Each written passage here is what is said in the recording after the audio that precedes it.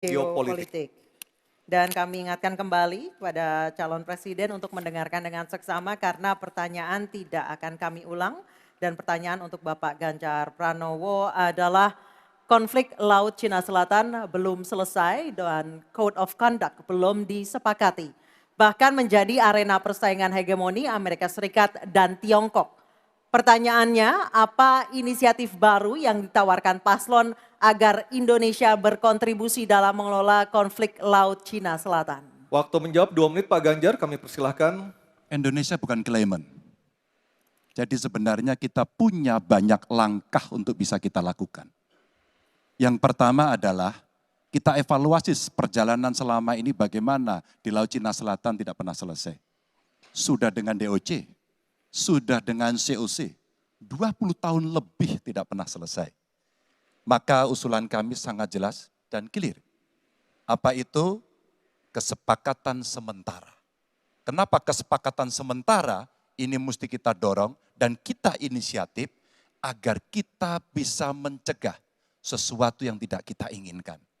Kita tahu persis, modernisasi peralatan di Tiongkok akan selesai di tahun 2027.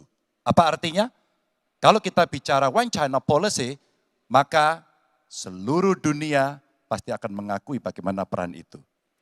Yang kedua, ketika kemudian peran itu menjadi kuat, maka bukan tidak mungkin cerita-cerita potensi terjadinya konflik dengan negara lain akan muncul. Mungkin perangnya tidak sampai ke Indonesia, tapi pada sisi lain kita bisa kena dampak. Yang berikutnya, bagaimana patroli bisa kita perkuat juga di wilayah Laut Cina Selatan. Maka kita butuh tanker-tanker terapung yang bisa dipakai untuk tentara-tentara TNI Angkatan Laut kita untuk bisa berpatroli. Sehingga logistiknya menjadi sangat murah. Tidak lagi kembali ke titik awal atau mereka bilang kami hanya pergi. Kalau kembali kami tidak bisa lagi karena logistik kami habis. Maka inilah titik-titik penting yang mesti kita dorong dan kita akan bisa membawa posisi inisiatif ini untuk membuat tadi yang saya sampaikan adalah kesepakatan sementara untuk menghindari potensi-potensi yang lainnya lebih tinggi. Kita akan meredam dengan cara itu. Terima kasih. Baik, terima kasih Pak Ganjar.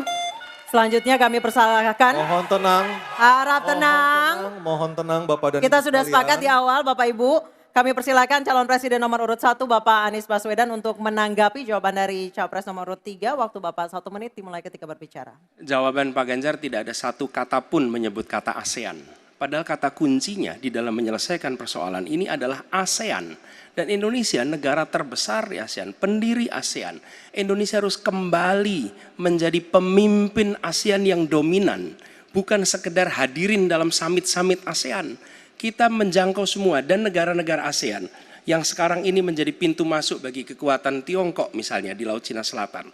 Apakah itu Laos, apakah itu Myanmar sekarang, itu akan menjadi bagian dari kesepakatan ASEAN terhadap wilayah Laut Cina Selatan.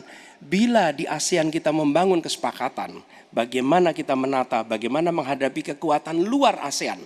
Karena kekuatan luar ASEAN yang datang di sini, maka kita menghadapinya sebagai satu regional. Bukan sekedar Indonesia berhadapan dengan negara lain, tapi satu region. Dan Indonesia memimpin ASEAN. Itu kata kuncinya menurut saya. Terima kasih. Baik, terima kasih Pak Anies. Mohon tenang. Mohon tenang Bapak dan Ibu sekalian. Mohon tenang. Kita lanjutkan Pak Prabowo untuk menanggapi jawaban dari capres nomor urut 3. Waktu Bapak 1 menit dimulai dari Bapak berbicara.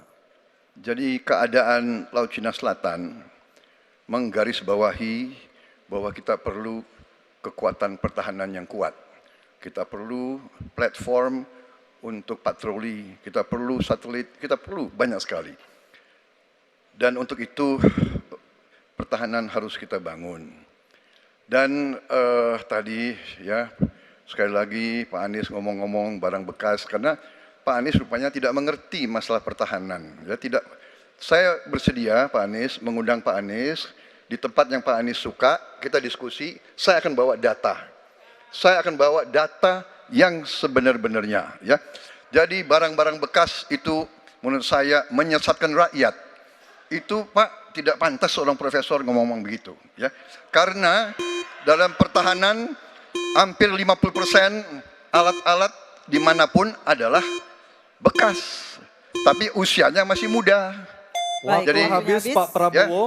Terima Baik, selanjutnya kita, baik harap tenang, kita sudah sepakat di awal. Kita kembali ke calon presiden nomor urut 3 Bapak Ganjar Pranowo untuk merespon tanggapan dari kedua capres. Waktu Bapak 1 menit silakan. Terima kasih Mas Anies, saya tidak memberikan catatan ASEAN. Saya tahu persis pengambilan keputusan di ASEAN itu rumitnya minta ampun. Karena harus dengan konsensus. Maka kenapa banyak persoalan tidak selesai. Disitulah ketika kemudian amanah yang diberikan kepada saya, revitalisasi ASEAN. Agar kemudian pengambilan keputusannya tidak bulat. Sehingga kalau kita berbicara Laut Cina Selatan kemudian menggerakkan ASEAN, oke itu betul. Tapi terbayangkan DOC, COC yang sudah lamanya minta ampun 20 tahun lebih tidak pernah selesai.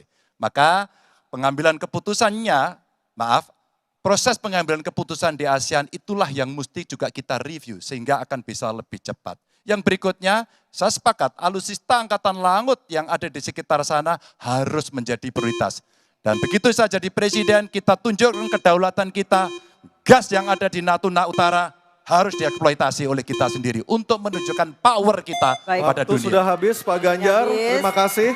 Oke, Mohon tenang, masih ada satu sub pertanyaan lagi yang harus dijawab oleh ketiganya pada sesi ini, pada segmen ini. Kami